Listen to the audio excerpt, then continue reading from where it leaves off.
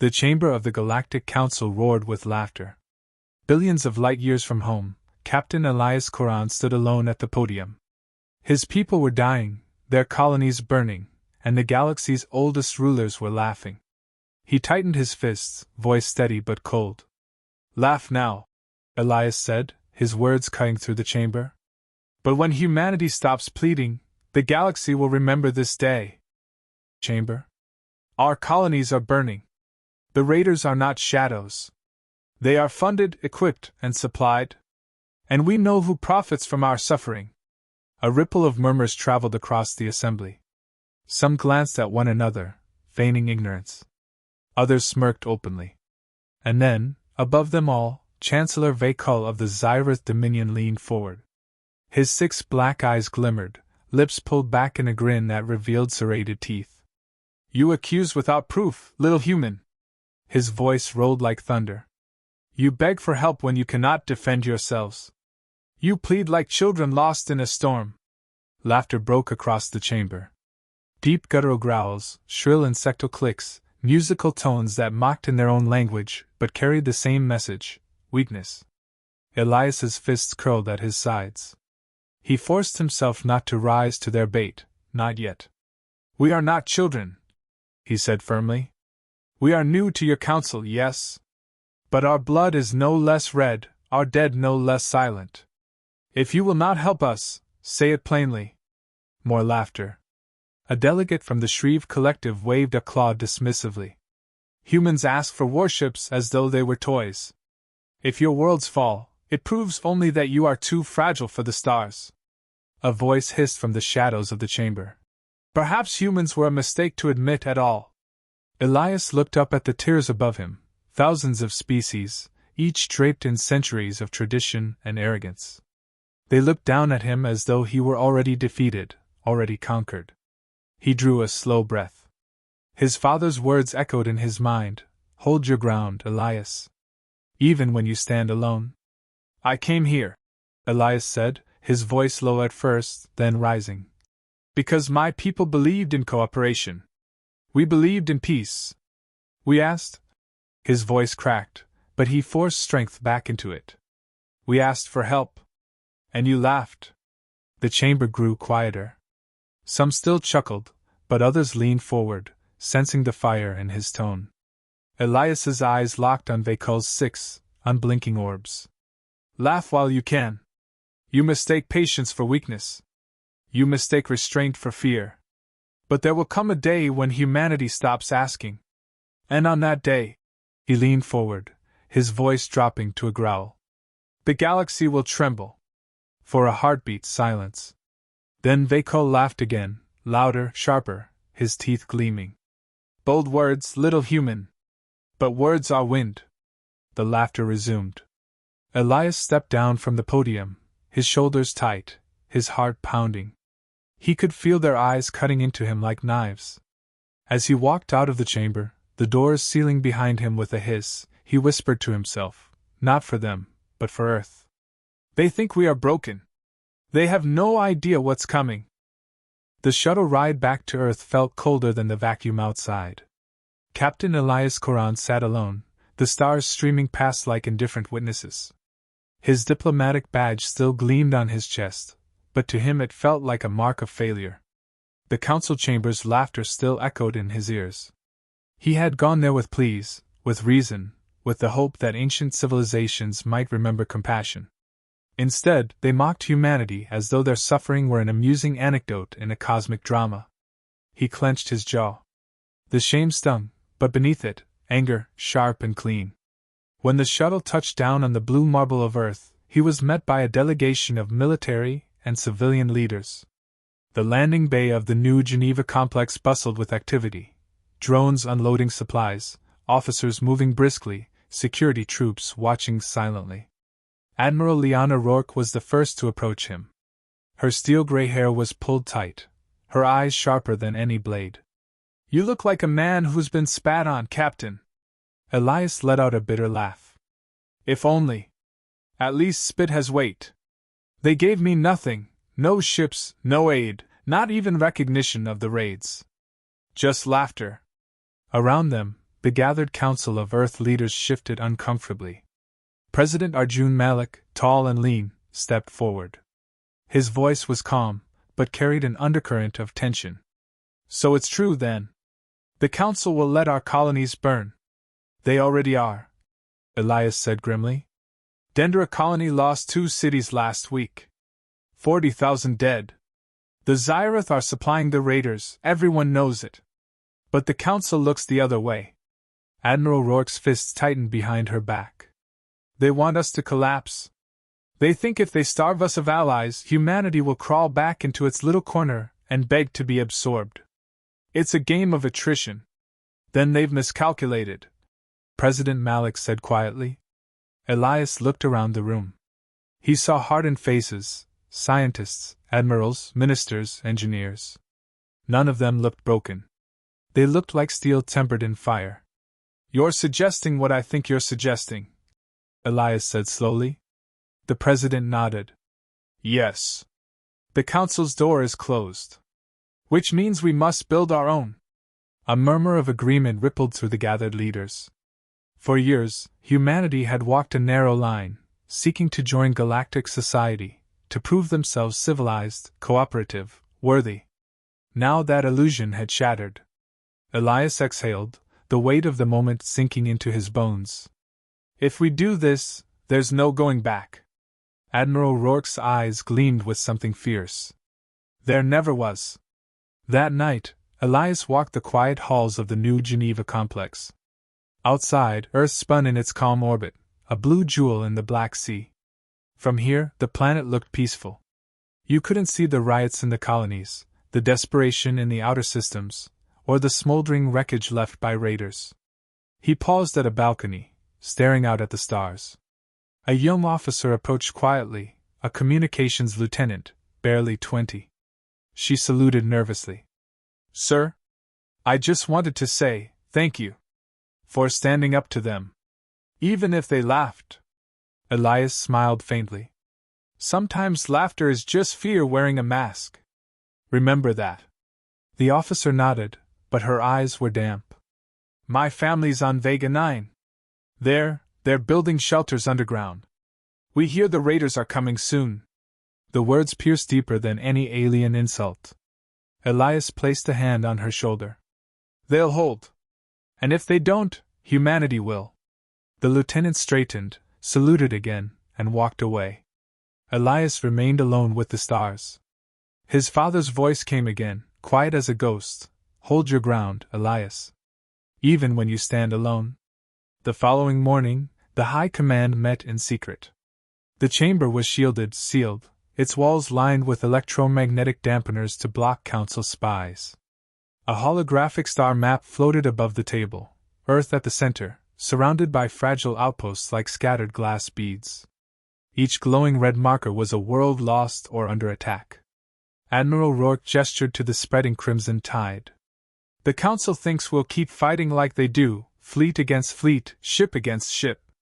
But humans aren't bound by their rules.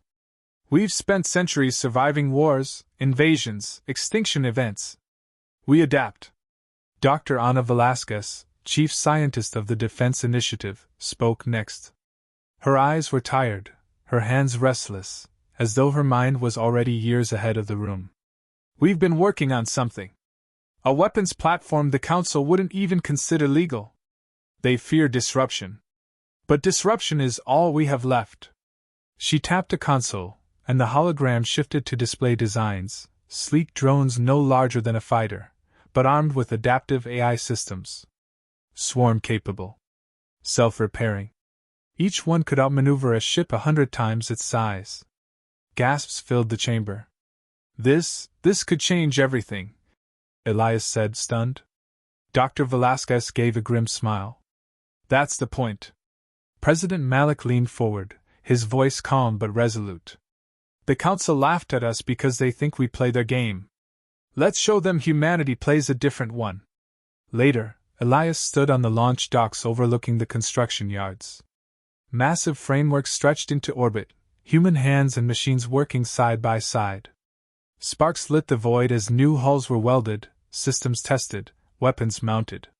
The air carried the hum of determination. Engineers barked orders. Pilots trained in simulators. Civilians volunteered to transport supplies, to build, to fight if needed. This wasn't the vision humanity had once carried into the stars: diplomacy, cooperation, trade.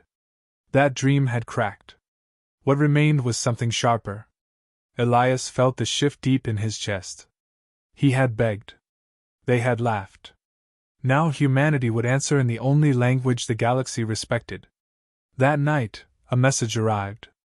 Encrypted, scrambled, but unmistakable. A transmission from Vega 9. Elias played it in his quarters.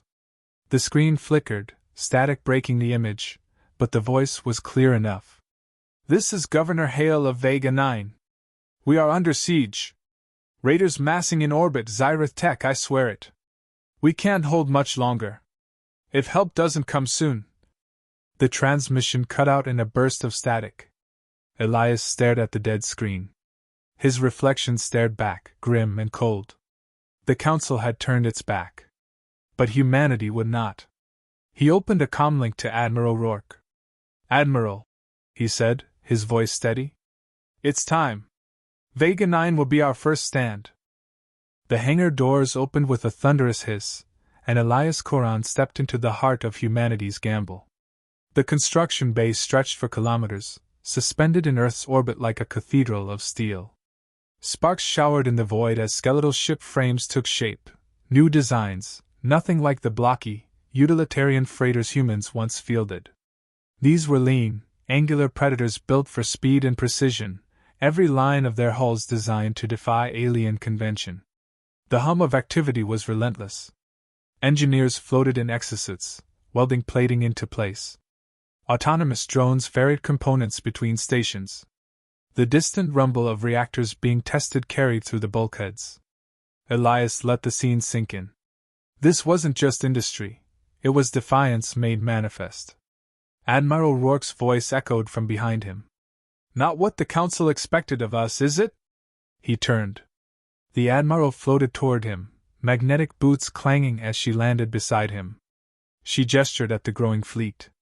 "They think we'll field ships like theirs, massive, lumbering beasts. But we don't need to match them ship for ship. We just need to fight like humans." Elias arched a brow.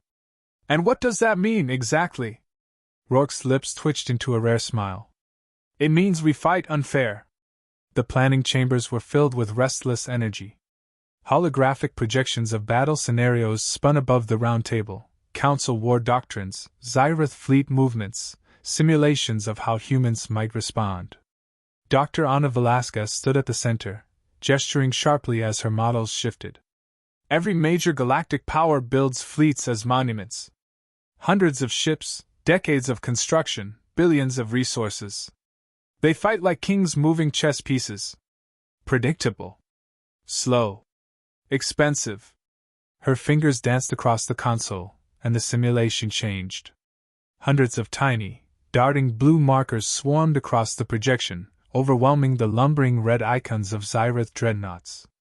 "We don't need kings," she continued. "We need wolves. Packs. Each drone is expendable, self-repairing, adaptive. The enemy destroys one, and two learn from its failure. The longer the battle runs, the more our swarm evolves." Gasps filled the room. Some military leaders looked horrified. Others leaned forward, hungry. President Malik rubbed his chin. "If this works, it means we stop fighting wars like them. We start fighting wars like us." Elias studied the projection. The swarming drones darted between enemy ships, targeting engines, reactors, weak points aliens rarely considered vulnerable. It was chaos, but calculated chaos, humanity distilled. "What about control?" Elias asked. "Can we keep the swarm from turning on us?" Dr. Velasquez met his gaze. "They're not just machines.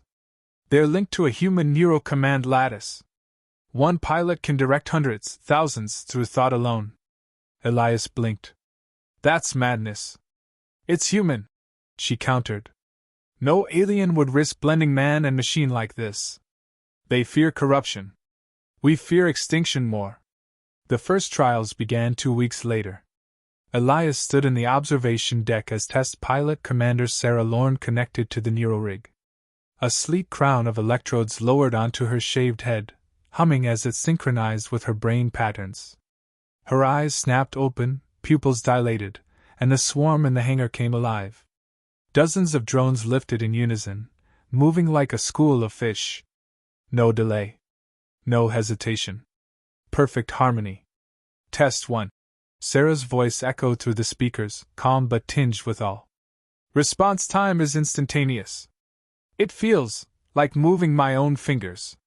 The drones began weaving intricate formations, spirals of light in the cavernous bay. Then, with a thought, she sent them diving through a simulated asteroid field. Not one collided. Gasps filled the observation deck. Test 2, Sarah said, her voice steady. Engaging simulated enemy. Targets activated, hulking drone ships modeled after Xyrath frigates. The swarm split, darting like hornets, piercing through shields, cutting into vulnerable spots. Within seconds, the frigates were shredded. Elias watched, stunned. It wasn't just efficiency, it was artistry. Where aliens fought like blunt instruments, the swarm danced, striking where it hurt most. When the trial ended, Sarah removed the Nero rig, sweat dripping down her temples, but her smile was fierce. We can do this, she whispered. We can make them bleed. But not everyone agreed. In the strategy chamber, voices clashed. Some military officials demanded traditional fleets. Others feared the ethical cost of Nero warfare. The debate threatened to fracture the fragile unity humanity had scraped together. President Malik raised a hand, silencing the room. His voice was quiet but unshakable. The Council has already written our obituary. Every day, our people die while they sit on their thrones. This is not about honor. This is survival. If we must use wolves instead of kings, then so be it. Admiral Rourke's gaze swept the room. If you want mercy, appeal to the Council again. If you want survival, stand with us. There is no middle ground. Slowly, reluctantly, the room fell into agreement. Elias said nothing at first. He simply stared at the star map, at the glowing red markers spreading across human space. Then he spoke, voice cold and resolute. Then let's give the galaxy a lesson they won't forget. The work consumed the following months. Across Earth and its colonies, factories shifted from civilian production to war footing. Families volunteered, offering labor, parts, even their homes as makeshift workshops. Every human became part of the effort. The alien spies lurking in shadows reported fragments back to their masters, but the picture they painted made little sense. Why were humans constructing so many small ships instead of grand war fleets? Why focus on speed instead of armor? Why wire their pilots into dangerous neural lattices? The Council dismissed the reports as desperation. They Call himself laughed, declaring humans were drowning in their own madness. But Elias knew the truth. Humanity wasn't drowning. Humanity was sharpening its teeth. On the eve of deployment, Elias stood before the first operational squadron of Nero pilots. Rows of men and women, each fitted with the sleek lattice rigs, their eyes burning with determination. You are not just soldiers, Elias told them. You are the edge of the blade. They laughed at us, called us children, called us weak. Tomorrow, you will show them the cost of their arrogance. The pilots saluted in unison, voices echoing through the chamber. For Earth. For humanity. Elias felt a chill run down his spine. The Council had slammed the door shut. But humanity had built a new one, made of steel, fire, and unyielding will. The forge was complete. Now came the strike.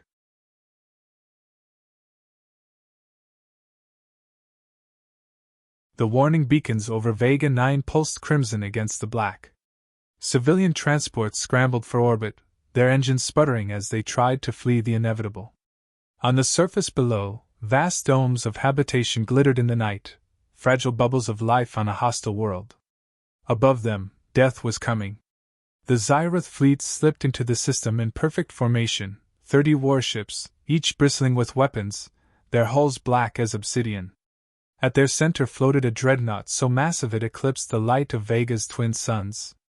In the command chamber of that ship, Chancellor Veylan stood with arms folded, 6 black eyes glittering as the human world came into view. "Pathetic," he muttered. "Let us end this farce. When Vega burns, Earth will kneel." His fleet surged forward, weapons charging. On the far edge of the system, a smaller, ragtag fleet emerged from hyperspace. Barely a dozen human frigates, a handful of cruisers. To the Xyrath, they looked laughably thin, barely worth a second glance.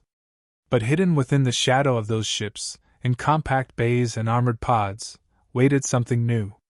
Captain Elias Coran stood on the bridge of the flagship Resolute, staring at the tactical display. Red markers filled the map, Xyrath ships dwarfing theirs. Blue markers, human ships, looked pitiful by comparison. Yet Elias felt none of the despair he once carried in the council chamber. Today was different. "Status?" he asked. Commander Sarah Lorne's voice came through the comms, steady but alive with electricity. "Neural lattice linked. Swarm primed for deployment." Elias drew a long breath. His hands curled behind his back. "Then let's make history." The first salvo came from the Xyrath. Plasma lances carved through space, targeting the fragile human frigates. One ship went up in fire instantly. Another reeled, venting atmosphere. The Xyrath laughed across their calm channels, their arrogance unshaken. "Close ranks," Elias ordered calmly. His fleet pulled tighter, shields overlapping. "Deploy the wolves." On cue, the launch bays opened.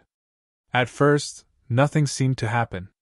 No lumbering battleships emerged, no shining symbols of strength. Just specks, dozens, then hundreds, spilling into space. Small, fast, gleaming like shards of broken glass. The Xyrath commanders sneered. "Drones? Is this their great defense?" But then the swarm moved. The specks accelerated, impossibly fast, weaving in synchronized patterns. They slipped through plasma fire like water, closing the distance in seconds. And then they struck. The first Xyrath frigate never even fired a second volley. The swarm sliced into its engines, drilling through armor with surgical precision. Explosions tore through its hull. In less than a minute, the ship was dead. The second frigate panicked, turning broadside to unleash its heavy cannons. The swarm simply broke apart, thousands of fragments dancing between the blasts, before reforming like a living tide. They ripped through shield emitters, gutted the weapons arrays, and left the frigate drifting, powerless. Commander Lorne's voice was calm, clinical, almost detached as her thoughts rippled through the swarm. "Targeting weak points. Prioritizing propulsion and reactors. Minimal wasted fire." The tactical map began to shift. Red markers vanished one by one. The impossible was happening. On the Xyrath dreadnought, panic rippled through the command deck. "They move like nothing we've seen. Our cannons can't track them. They adapt faster than our countermeasures." Chancellor Veylan slammed a clawed hand against the command rail. "Hold your ground. They are only humans." But the words rang hollow as his fleet faltered. Ships designed to intimidate and endure were crumbling under an enemy that didn't play by the same rules. The Council had dismissed humanity as fragile, as unworthy. Now, in the span of minutes, they were rewriting the very doctrine of war. Back aboard the Resolute, the bridge crew erupted in cheers as another Xyrath cruiser went dark, smoke venting into the void. Elias raised a hand, quieting them. His voice cut steady through the chaos. "This isn't victory yet. They'll adapt. Keep pressing, keep striking. Don't give them time to think." Inside her Nero rig, Commander Lorne was drenched in sweat, but her smile was feral. She felt the swarm as if it were an extension of herself, each drone a nerve ending, each strike a heartbeat. "They laughed at us," she whispered through the comms, eyes blazing. "Let's show them how humans laugh." Her swarm surged again, splitting into hundreds of microformations, carving through Xyrath ranks with surgical cruelty. But the Xyrath were not without teeth. From the dreadnought, a pulse weapon activated, a wave of electromagnetic energy rippling across space. Dozens of swarm units flickered and died instantly. Lorne gasped, the feedback rattling her brain, nearly knocking her unconscious. They've got countermeasures, direct lattice disruption. Elias gritted his teeth. Pull back and regroup. No, Lorne hissed, her voice strained but unyielding. Let them come. We'll adapt faster than they can. The surviving swarm split into fragments, scattering, avoiding the next pulse wave. With each attack they learned, shifting patterns to survive. The Xyrath watched in horror as their ultimate weapon lost its edge, their prey evolving mid-battle. On the surface of Vega 9, the people huddled in shelters, listening to the distant thunder of war echoing through the sky. They expected annihilation. They expected silence to fall forever. Instead, they began to hear rumors, whispers spreading like wildfire. The raiders are retreating. The Xyrath ships are burning. The humans, they're winning. For the first time in months, hope flickered. Hours later, the battlefield was unrecognizable. Where 30 Xyrath ships once loomed, barely a handful remained. The dreadnought itself was scarred, hull breached in multiple sections, its arrogance stripped away. Elias stood on the bridge, watching as the swarms circled the crippled giant like wolves around a wounded beast. Admiral Rourke, he said quietly, the galaxy is watching. How do we end this? The Admiral's voice was grim but resolute. We leave them alive. Elias frowned. Alive? Rourke nodded. One ship limps home. Let them tell the story. Let them spread the fear. Mercy will do what destruction cannot. For a long moment, Elias considered it. Every instinct screamed for vengeance, for the lives lost, for the laughter in that council chamber. But then he understood. Fear was the sharper weapon. Very well, he said. Swarm, cripple the dreadnought. Leave it drifting. And then withdraw. When the Xyrath survivors finally limped back to council space, their tales spread like wildfire. They had faced humans, weak, desperate humans, and been humiliated, dismantled, utterly broken. The council, so quick to laugh weeks earlier, now sat in silence as the reports came in. Humanity had not begged. Humanity had not broken.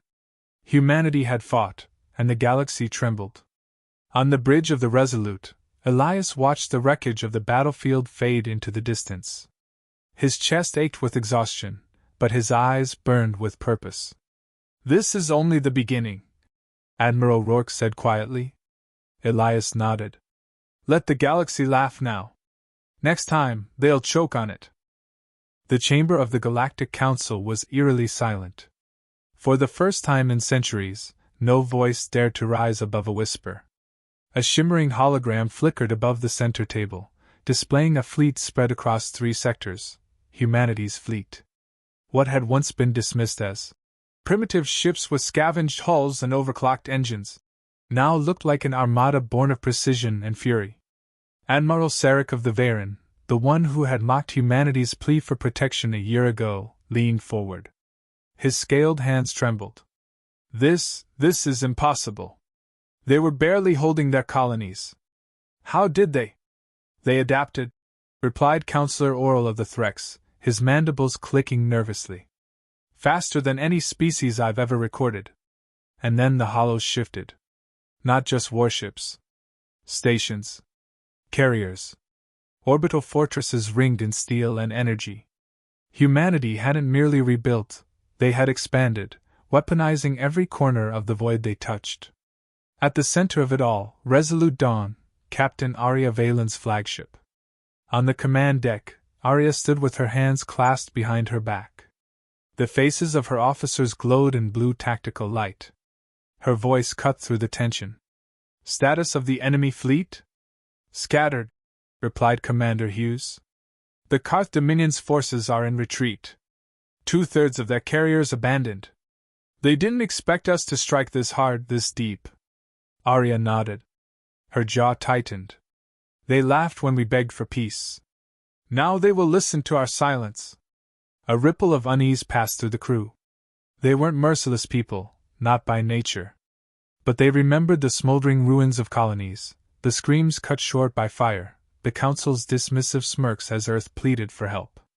Humanity's compassion had been tested, and shattered. The Council finally demanded a direct transmission. When Aria's hologram appeared in their chamber, cloaked in the battle-dark uniform of humanity's fleet, no one dared laugh. "Captain Veylan," the speaker began carefully, his voice faltering under her steady gaze. "These demonstrations, they are unnecessary. We can negotiate." "Negotiate?"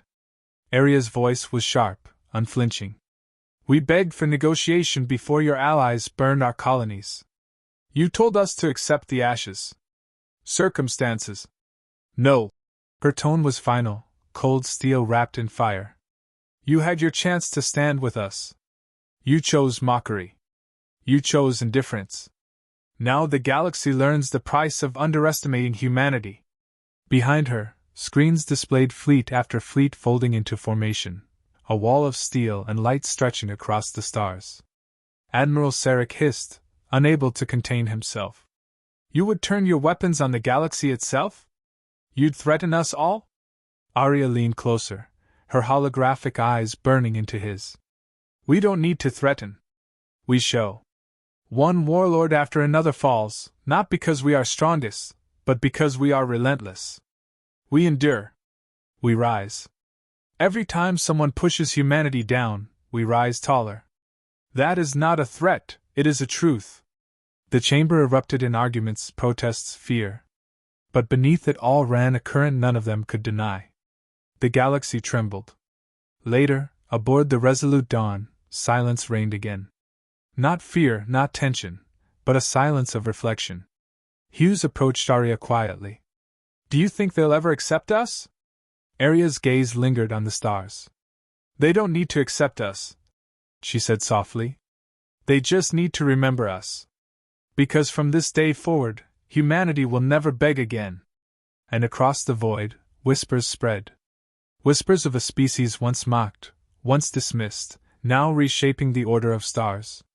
The Council, the warlords, the empires, all would carry that whisper like a shadow. They laughed at humanity's plea. Now the galaxy trembled.